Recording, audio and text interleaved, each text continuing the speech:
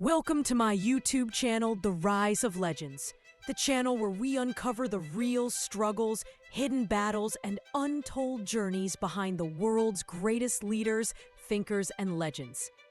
From famous entrepreneurs to historical icons, we reveal the truth behind their rise, the failures, challenges, sacrifices, and moments that shaped their destiny. Every story here is more than history. It's a lesson, an inspiration, and a reminder that greatness is built through struggle.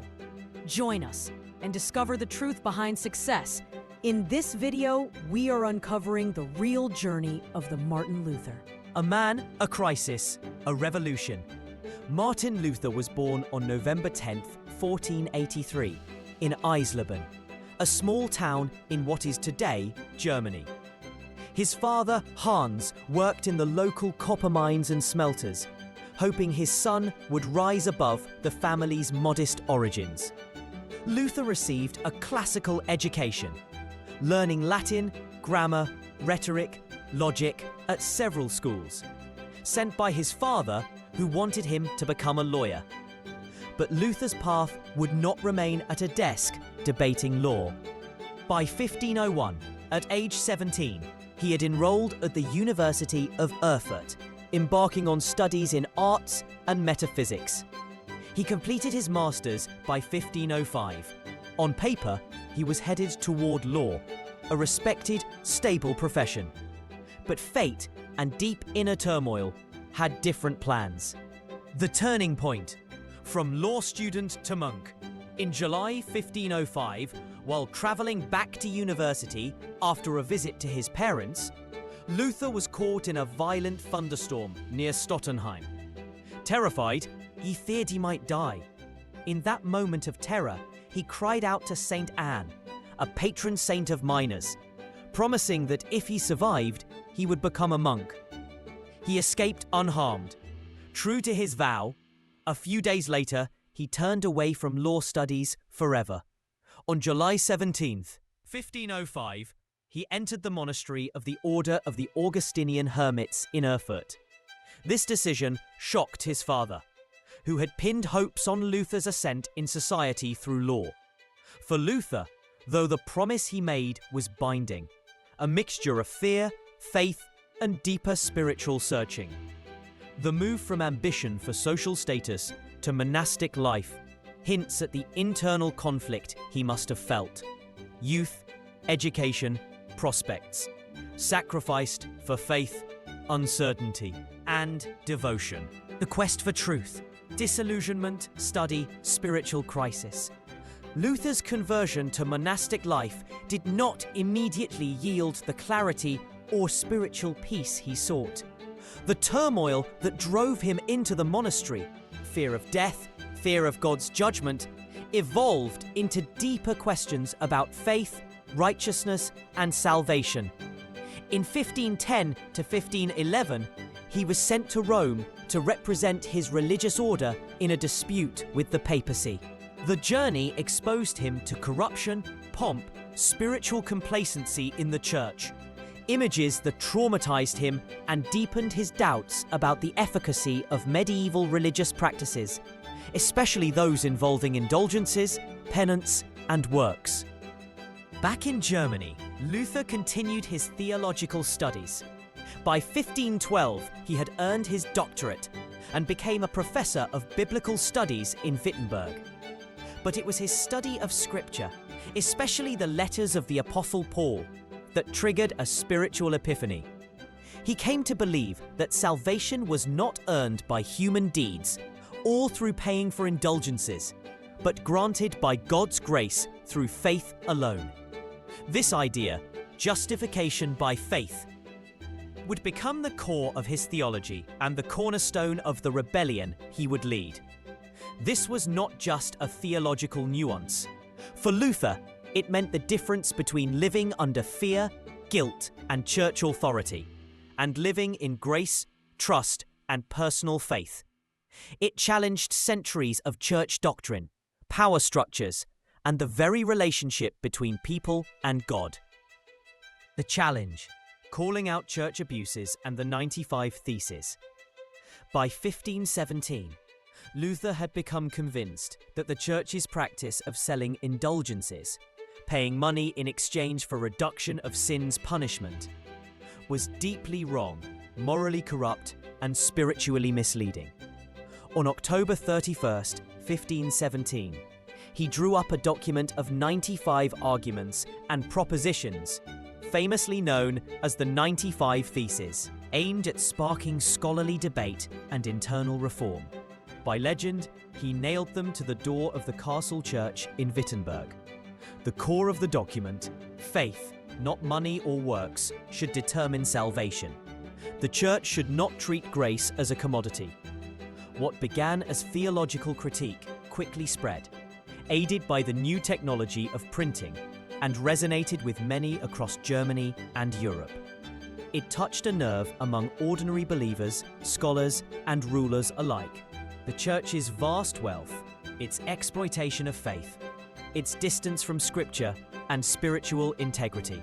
Luther did not initially aim to split the Church, but his words had consequences far beyond what he or anyone could foresee. The backlash, threats, excommunication, outlaw status. Luther's ideas threatened powerful institutions.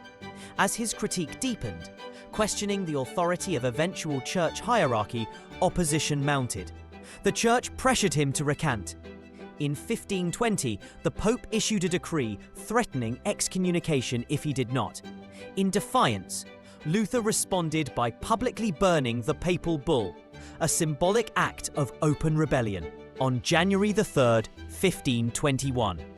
A papal bull titled Decet Romanum Pontificem formally excommunicated Luther from the Roman Catholic Church, declaring him a heretic. In April 1521, he was summoned to the Imperial Assembly before the Emperor and princes, the Diet of Worms. Facing intense pressure to renounce his writings, Luther stood firm. Legend says, "Here I stand, I can do no other."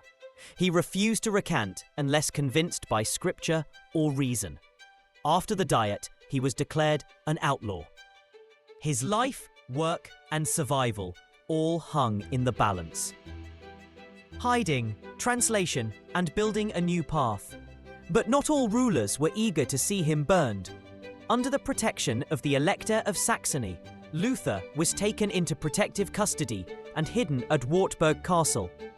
During this exile, he undertook one of his most revolutionary acts, translating the New Testament from Latin into German.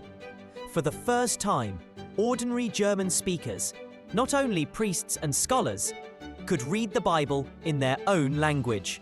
This democratization of Scripture weakened the gatekeeping power of the Church, empowered personal faith and interpretation, and stirred spiritual, social, and cultural shifts.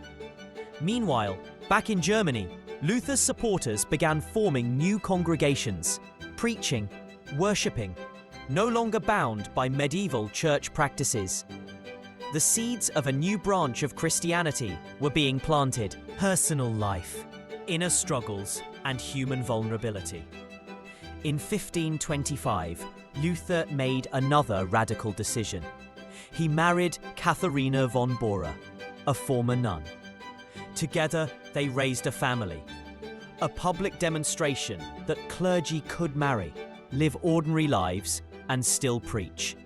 For Luther, this was not only a personal choice, but a theological statement against clerical celibacy and church-imposed separation between clergy and laity. But this new life did not erase his burdens. Luther continued to face physical illness. Documented accounts show he struggled with bouts of illness, chest pain, and exhaustion due to years of persecution, travel, writing, preaching, and constant conflict. Emotionally and spiritually too, he dealt with pressure. Leaders of church and state despised him. His supporters risked ostracization or worse. The future was uncertain. Yet he pressed on, rewriting not only theology, but social norms. Wider impact, Reformation, wars, social upheaval. Luther's rebellion was more than a spiritual or theological shift. It triggered Protestant Reformation, a profound upheaval of religious, political, cultural, and economic systems in Europe. Old structures crumbled. The Church's monopoly on spiritual authority weakened. New Protestant churches formed. Princes and regional rulers gained power. Common people had direct access to the scriptures. Language and culture transformed. Luther's Bible translation helped standardize German, making literacy, vernacular education, and local church services possible. Religion was no longer a distant clerical institution. It became personal, accessible, and localized. But it came at a cost. Across Europe, this shift triggered wars, persecution, social upheavals. Communities were torn between faiths. Political alliances shifted. The old and new orders clashed. Final years: legacy, controversy, and death. In the last 2 decades of his life, 1530s to 1546, Luther continued preaching, writing, teaching theology, disputing with opponents, religious and political alike. His health declined. He suffered from various ailments.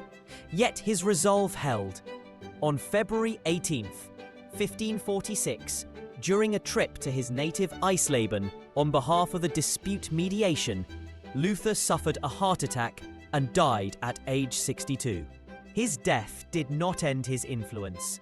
Dozens of Protestant churches, institutions, and confessions trace their roots to his teachings. His translation of the Bible, writings, hymns, and reforms permanently altered Western Christianity. But his legacy is also complex and controversial. Toward the end of his life, some of his writings expressed harsh views, including hostility towards certain groups, which have marred some aspects of his memory and invite critical examination. The inner struggle: faith, conscience, sacrifice. For Luther, the struggle was not only external with church and state, but deeply internal. Fear of death and hell, the thunderstorm that drove him into the monastery, was as much a fear of divine judgment as a fear of earthly death. His early years as a monk were dominated by guilt, spiritual anguish, and relentless quests for righteousness. Quest for authentic faith. He wrestled with the medieval idea that salvation depended on works, penance, indulgences, which he came to see as exploitative and spiritually hollow. Moral courage. Once convinced of his beliefs, he faced excommunication, threats, outlaw status, life in hiding, yet refused to renounce. He chose conscience over safety, truth over conformity. Personal cost: marriage, children, illness, strain, loss. All human burdens that accompanied his mission. He accepted them not as hindrances, but as part of his conviction. Legacy versus controversy. While he opened due. Conclusion: a legacy that echoes through centuries. From a terrified law student caught in a thunderstorm, to a monk tormented by guilt and fear, to a bold theologian who dared to challenge the mightiest institution of his time. Martin Luther's journey was one of inner torment, moral awakening, radical conviction, and lasting impact. His rebellion didn't just reshape religion. It reshaped entire societies, cultures, languages, giving birth to new ways of thinking about faith, authority, and human dignity. The world today, in its religious diversity, its emphasis on conscience, its notion of personal faith, bears the imprint of Martin Luther's struggle. His life remains a testimony that real change, spiritual, social, political, often begins not with comfort, but with conflict. Not with acceptance, but with questioning. Not with conformity, but with courage.